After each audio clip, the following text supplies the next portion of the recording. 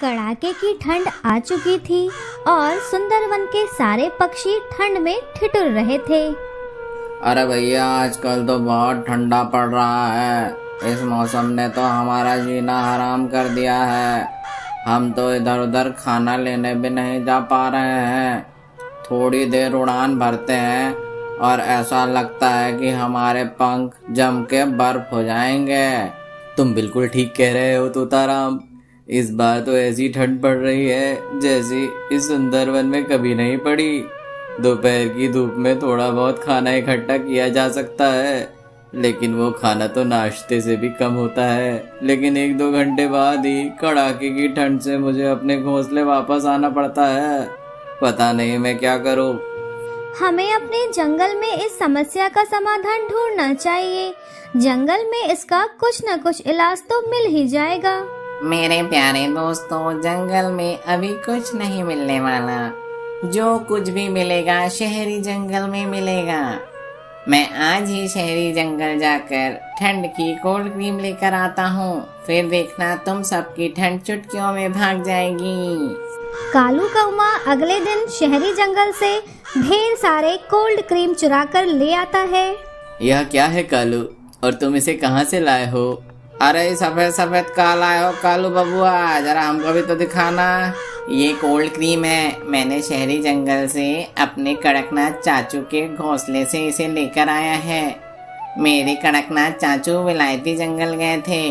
उन्होंने वहाँ से कोल्ड क्रीम खरीद कर लाई है।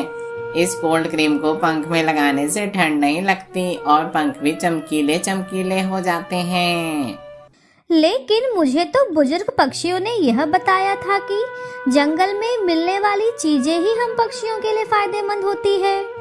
रहने दो टुनटुनी, वह सब पुराने जमाने के बुजुर्ग लोग हैं और उनकी बातें भी अब पुरानी हो गई हैं। अब हमें आगे बढ़ना चाहिए। अरे तो तुम किसका इंतजार कर रहे हो? आगे बढ़ो और हमको यह कोल्ड क्रीम दे दो। अरे वाह, कोल्ड क्रीम तुमको ऐसे कैसे दे दूं?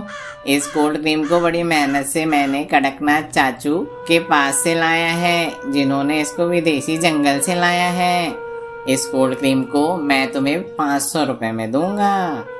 टुनटुनी चिड़िया कालू कौवे की चालाकी समझ जाती है और वहाँ से चली जाती है। मजबूर होकर बंटी कबूतर और तोताराम कालू कौवे से कोल्ड क्रीम खरीद लेते हैं।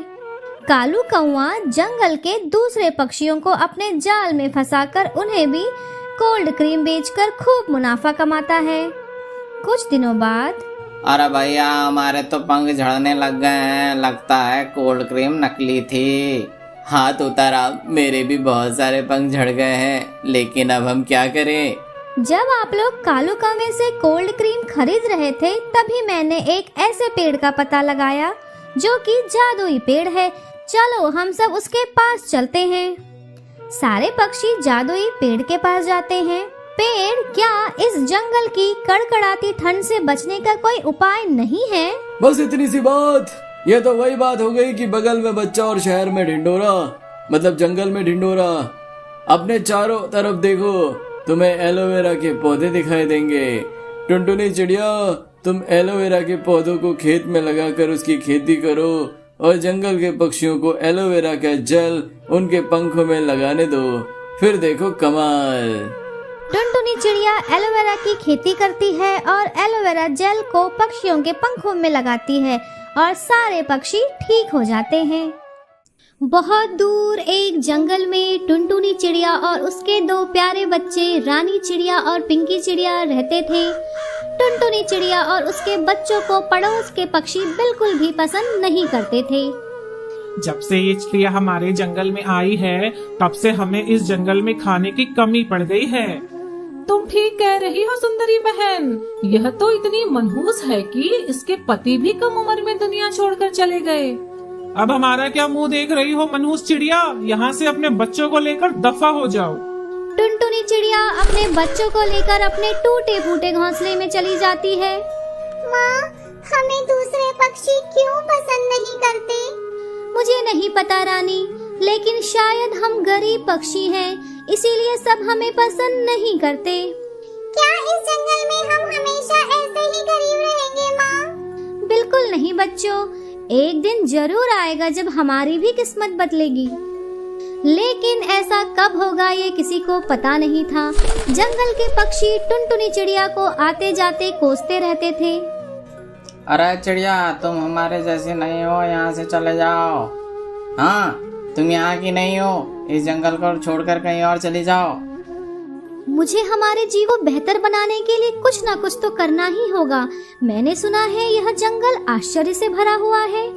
यदि मैं खोज पर निकलूं तो जरूर मुझे कुछ ना कुछ मिल ही जाएगा। टुनटुनी चिड़िया अपने बच्चों को घोंसले में सुरक्षित रखकर कुछ ढूंढने निकल पड़ती है। लेकिन जंगल में बहुत ढूंढने पर भी टुनटुनी चिड़िया को कुछ खास नहीं मिलता। थक हार कर टुनटुनी चिड़िया एक पेड़ पर बैठ जाती है। क्या जो भी मैंने इस जंगल के बारे में सुना था वह सब गलत था? क्या यह जंगल एक खास जंगल नहीं है? अचानक टुनटुनी चिड़िया को एक कौवे की आवाज आती है।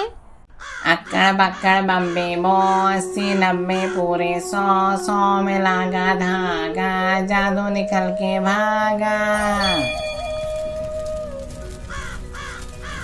टुनटुनी चिड़िया जादूगर कालू कौवे के पास आती है। तुम इस सुनसान जंगल में क्या करने आई हो चिड़िया? जादूगर जी, सभी पड़ोसी मेरी गरीबी का मजाक उड़ाते हैं और मुझ पर हंसते हैं। मैं जंगल में मदद के लिए इधर उधर भटक रही हूँ। क्या आप मेरी मदद करेंगे? अच्छा, मेरे पास तुम्हारे लिए कुछ है। यह लो, यह एक जादुई कैक्टस का पौधा है। इसे अपने घोंसले में रख लो, यह एक दिन तुम्हारी किस्मत बदल देगा। टुनटुनी चिड़िया कालू कौवे को धन्यवाद देती है और वहाँ से चली जाती है। देखो बच्चों, मुझे क्या मिला? एक चमकता हुआ कैक्टस का पौधा। वाह माँ, ये तो बहुत सुंदर है। ये हमारे घोंसले में खुशियाँ ला सकता है ना माँ? यह तो हमें कुछ दिन बाद ही पता चलेगा मेरे प्यारे बच्चों। एक दिन इस जंगल में खतरनाक लुटेरे पक्षी लखा चील और बागी बगुला हमला कर देते हैं।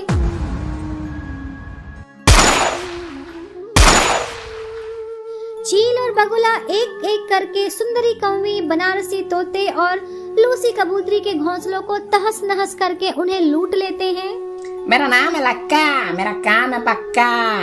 लूटा है हमने बहुत बड़ा माल, देकर इन पक्षियों को धक्का। हो सकता है ये पक्षी हमारी पुलिस में शिकायत कर दें, इसीलिए इन पक्षियों को जान से मार देने में ही इन पक्षियों की भलाई है और हमारी भी।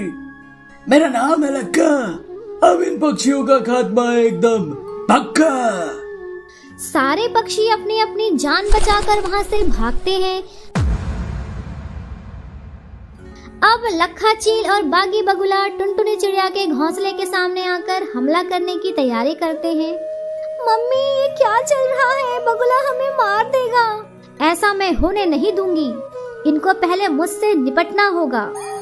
अयो, तुम चिंता मत करो चिड़िया, इस चील और बगुले से तो मैं आराम से निपट लूंगा।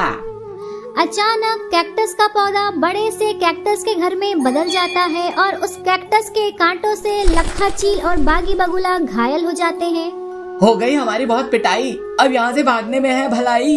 लखा चील और बागी बगुला खाली हाथ उस जंगल को छोड़कर हमेशा हमेशा के लिए चले जाते हैं। अंत में सारे पक्षी टुनटुनी चिड़िया से माफी मांगते हैं और टुनटुनी चिड़िया के साथ सारे पक्षी जंगल में खुशी खुशी रहने लगते हैं। बनारस के जंगल में एक गरीब टुनटुनी चिड़िया अपने पति बंटी कबूतर के साथ रहती थी। टुनटुनी, इस बार बारिश अच्छी नहीं हुई है। हमारे पास साल भर खाने के लिए अनाज भी नहीं है। मुझे तो समझ नहीं आ रहा है कि मैं क्या करूं। हमें धैर्य रखना चाहिए और समझदारी से काम लेना चाहिए। हम अगली बार खूब मेहनत करेंगे। आप कालू सेठ के पास जाकर कुछ अनाज उधार मांग कर ले आइए। बंटी कबूतर कालू कौवे के पास चला जाता है। कालू सेठ जी, इस बार हमारी फसल अच्छी नहीं हुई है। क्या आप हमें कुछ अनाज उधार दे सकते हैं? मैं जल्द ही ब्याज सहित आपका अनाज लौटा दूंगा। अरे ओ बंटी किसान, मेरे पास तुम्हें देने के लिए अनाज का एक दाना भी नहीं है। सारा अनाज मैं अपने परिवार के खाने के लिए रख लिया हूँ। मेरे पास कुछ गन्ने रखे हैं, वह मैं तुम्हें दे सकता हूँ, लेकिन एक एक गन्ना 100-100 रुपए का होगा। लेना है तो लो, नहीं तो जाओ। बंटी कबूतर के पास कोई चारा नहीं बचता, वह गन्ने लेकर वहाँ से चला जाता है। अगले दिन टुनटुनी चिड़िया और बंटी कबूतर अपने खेत में उन गन्नों को लगा देते हैं। कुछ ही दिनों में टुनटुनी चिड़िया और बंटी कबूतर की मेहनत रंग लाती है और गन्ने की फसल तैयार हो जाती है। फसल तैयार होता देख कालू कौवा वहाँ आ जाता है। अरे वाह, बधाई हो, तुम्हारी मेहनत ने रंग लाया है। लेकिन तुमने मुझसे गन्ने उधार लिए थे, तो इन गन्नों पर मेरा हक है। यह सारे गन्ने मैं ले जा रहा हूँ। लेकिन इन गन्नों के पैसे तो हमने आपको चुका दिए थे ना, आप यह गन्ने कैसे लेके जा सकते हैं?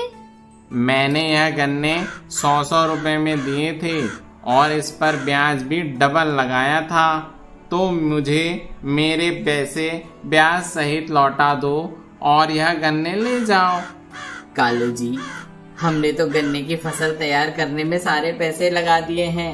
अब तो हमारे पास खाने के भी पैसे नहीं बचे हैं। अभी आपको देने के लिए भी हमारे पास कुछ नहीं है। आप कुछ दिन रुक जाइए, गन्ने की फसल जब बिक जाएगी तब आपको पैसे ब्याज सहित लौटा दिए जाएंगे। लेकिन कालू कौवा तुरंत अपने साथियों को बुलाकर सारे गन्ने कटवा कर वहाँ से ले जाता है। यह देखकर बंटी कबूतर को सदमा लगता है और वह बीमार पड़ जाता है। बंटी जी, आप धीरज रखिए, सब कुछ ठीक हो जाएगा।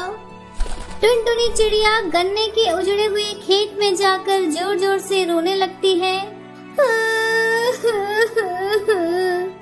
हमने इतनी मेहनत करके गन्ने की फसल तैयार की थी, लेकिन वह अत्याचारी कौवा हमारी मेहनत की फसल को काट कर ले गया। हे भगवान, मुझे तो कुछ समझ नहीं आ रहा, मैं क्या करूं? टुनटुनी चिड़िया के खेत में एक गन्ने का पेड़ बचा रहता है। प्यारी चिड़िया, आप चिंता मत करो, आपकी मेहनत से मेरे अंदर जादुई शक्ति आ गई है। आप लोगों की तपस्या ने मेरे अंदर जादुई शक्ति डाल दी है। यह लीजिए, एक जादुई गन्ने का घर मैंने आपके लिए बनाया है। इस घर में आप अपने पति बंटी कबूतर के साथ रहिए और इस जादुई गन्ने के घर के अंदर आपको कभी भी किसी भी चीज की कमी नहीं होगी। टुनटुनी चिड़िया जादुई गन्ने के घर में अपने पति बंटी कबूतर के साथ रहने लगती है। अगले दिन कालू कौवा वहाँ फिर आ जाता है। तुम लोगों ने मेरी उधारी अभी तक नहीं चुकाई है। यह गन्ने का घर भी मेरा है, निकल जाओ मेरे घर से। अचानक गन्ने के घर को गुस्सा आ जाता है और वह एक झटके में कालू को आसमान में पहुंचा देता है। इस प्रकार अंत में टुनटुनी चिड़िया अपने पति बंटी कबूतर के साथ खुशी खुशी रहने लगती है।